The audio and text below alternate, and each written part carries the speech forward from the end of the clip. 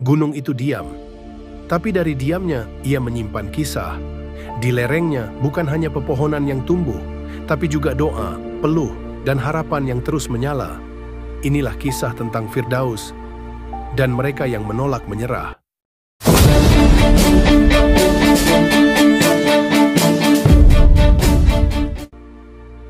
Gunung Binaya menjulang sunyi di jantung Pulau Seram, Maluku, dengan ketinggian 3,027 meter di atas permukaan laut. Ia tak hanya dikenal karena keindahannya, tapi juga kisah-kisah yang tertinggal di jejak pendakian.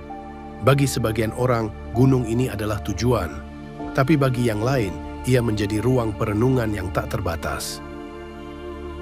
Firdaus Ahmad Fauzi, seorang pemuda asal Bogor, menghilang saat mendaki Binaya pada 26 April 2025. Sejak itu, harap dan cemas menari bersama kabut di lereng gunung. 7 hari pencarian resmi dilakukan. Namun setelah itu, negara memilih menyerah. Tapi suara kemanusiaan belum mati. Para pendaki dari komunitas pecinta alam Maluku dan masyarakat adat bangkit. Mereka melanjutkan pencarian tanpa bayaran, tanpa sorotan, hanya karena satu alasan: mereka manusia.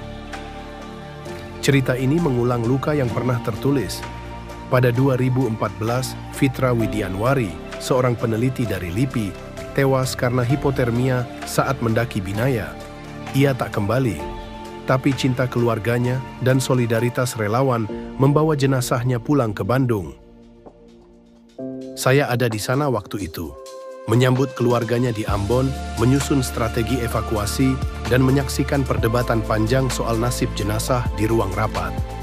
Ada yang ingin menguburkannya di gunung, ada yang ingin membawanya pulang. Kami tak menyerah. Tanpa helikopter, tanpa kemudahan, hanya dengan sleeping bag dan batang kayu, jenazah dipanggul menuruni gunung.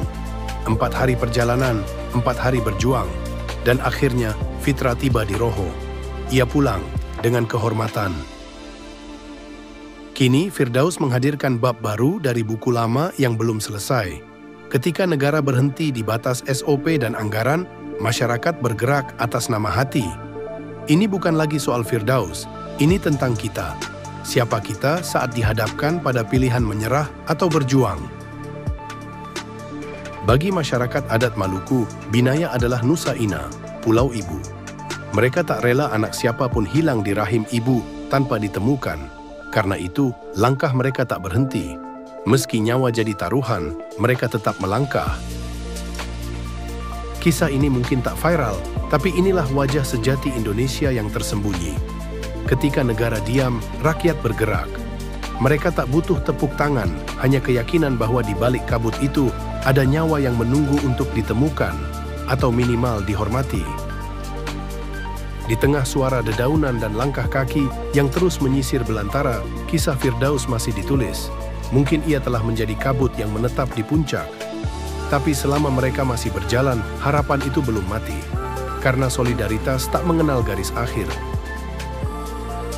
Sahabat semua, mari kita doakan yang terbaik untuk Firdaus Ahmad Fauzi. Jika menurutmu kisah ini penting, tinggalkan komentarmu di bawah. Bentuk dukungan, doa, atau bahkan hanya sebuah kata. Kami tak menyerah. Jangan lupa like, share, dan subscribe untuk terus menyebarkan kisah-kisah kemanusiaan seperti ini. Karena mungkin lewat suara kita, harapan itu terus hidup.